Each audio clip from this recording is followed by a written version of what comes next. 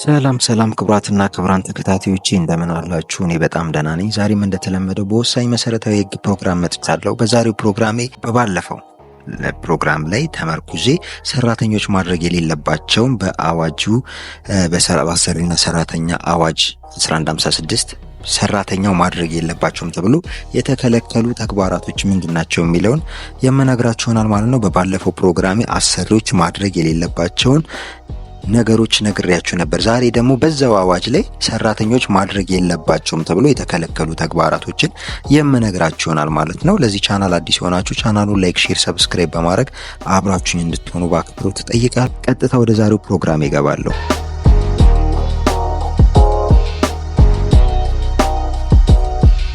እንግዲህ በአዲሱ የአሰሪና ሰራተኛ አዋጅ ሰራተኞች ማድረግ የለባቸውም ተብለው የተዘረዘሩ ተግባራቶች አሉ። እነኛን ዛሬ አንድ ባንድ የምናየው ይሆናል ማለት ነው። በመጀመሪያም አሰሪው በግልጽ ሳይፈቅድ ከስራ ቦታ ንብረት መውሰድ አይችልም። አንድ ሰራተኛ ብዙ ጊዜ ስራ ውልን የሚያቋርጠው ተግባር ይሄ ነው። አሰሪው በግልጽ ሳይፈቅድ፣ ግልጽ ፍቃድ ማለት በጽሁፍ ሊሆን ይችላል። እንዲሁም ምስክሮች ባለፊት በምስክሮች ፊት ይሄንን እቃ ውሰድ ተብሎ ተፈቅዶለት ካልሆነ በስተቀር አሰሪው በግልጽ ሳይፈቅድ ከስራ ቦታ ንብረት መውሰድ አይችልም ማለት ነው። ይህ ያለ ማስጠንቀቂያም ከስራ ሊያባርረው ይችላል ማለት ነው። ስለዚህ አሰሪው ሳይፈቅድ ከስራ ቦታ ንብረት መውሰድ አይችልም። ሌላኛው ህይወትና ንብረትን አደጋ ላይ የሚጥል ድርጊት ሆን ብሎ ስራ ቦታ ላይ መፈጸም የለበትም። አንዳንድ ሰራተኞች ከስራው ጋር የማይያያዝ ነገር ህይወትና ንብረትን አደጋ ላይ የሚጥል ድርጊት ሆን ብለው በስራ ቦታ ይፈጽማሉ። ስፔሻሊ ወደ ትላልቅ ጋራዦች ብትሄዱ፣ እንዲሁም ደግሞ ብረታ ብረት ስራ ውስጥ ያሉ ሰራተኞች እንደዚህ አይነት ድርጊት ይፈጸማልና እስከ ህይወትና ንብረት እስከ ማሳጣት ደረጃ ይደርሳልና ስለዚህ ህይወትና ንብረትን አደጋ ላይ የሚጥል ድርጊት ሆን ብሎ ስራ ቦታ ላይ መፈጸም የተከለከለ ተግባር ነው ማለት ነው።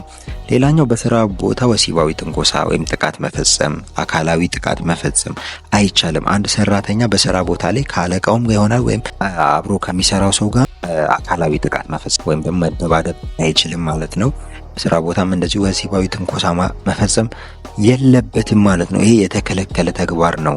ሌላኛው በሐሰተኛ ሰነድ መገልገል ወይም ለመገልገል መሞከር፣ በሐሰተኛ ሰነድ ለመቀጠር ወይም ደግሞ የሆነ ለመቅረት ሐሰተኛ ሲክሊፍ የሚያመጡ ከሆነ በሐሰተኛ ሰነድ የተገለገለ ማንኛውም ሰራተኛ ህገወጥ ተግባርና ወንጀል ነው የፈጸመው ማለት ነው። ስለዚህ በሐሰተኛ ሰነድ መገልገል ወይም ለመገልገል መሞከር የለበትም። እኚህም የተከለከሉ ተግባራት ናቸው ማለት ነው።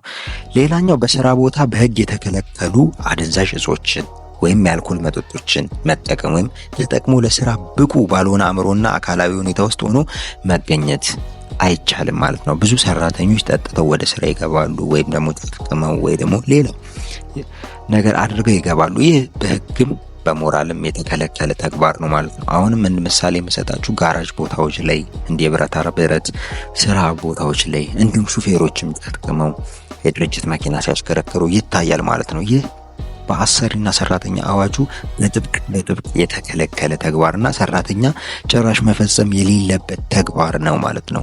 ሌላኛው ስለ ደህንነት ጥበቃና ስለ አደጋ መከላከል የወጡ የስራ ደንቦችን አለማክበር፣ አስፈላጊ የሆኑትን የአደጋ መከላከያ ጥንቃቄዎችን ለመውሰድ ፈቃደኛ አለመሆን። ይሄ ማለት ብዙ ጊዜ ከኮንስትራክሽን ስራዎች ጋር የሚሰሩ ሰዎች ሄልሜት አይሰጣቸውም። ቢሰጣቸውም ማድረግ አይፈልጉም ማለት ነው።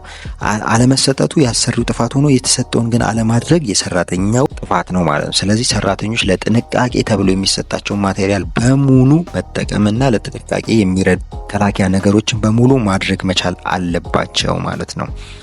ሌላኛው ህግ ሲያስገድድ ወይም አሰሪው በበቂ ምክንያት ሲጠይቅ ከኤችአይቪ ኤድስ ምርመራ በስተቀር የጤና ምርመራ ማድረግ አለባቸው።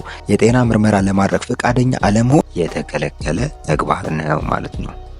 ስለዚህ ህግ ሲያስገድድ ወይም አሰሪው በበቂ ምክንያት ሲጠይቅ የጤና ምርመራ አድርግ ብሎ አለማድረግ ከኤችአይቪ ምርመራ ውጪ በበቂ ሁኔታ የጤና ምርመራ አድርግ ወይም ሜዲካል ኤግዛሚኔሽን ውሰድ ሲባል የጤና ምርመራ ለማድረግ ፈቃደኛ ለመሆን የሰራተኛው ጥፋት ነው ወይም የሰራተኞች ማድረግ የሌለባቸው የተከለከለ ተግባር ነው ማለት ነው። ሌላኛው በህብረት ስምምነት ከተፈቀደ ውጪ አሰሪው ሳይፈቅድ በስራ ሰዓት ላይ ስብሰባ ማካሄድ አይቻልም ማለት ነው። ብዙ ጊዜ መብት ይመስለናል። ነገር ግን በህብረት ስምምነት የአሰሪውና የሰራተኞቹ የህብረት ስምምነት ካሌለ በስተቀር በስራ ሰዓት ላይ ስብሰባ ማካሄድ አይቻልም ማለት ነው።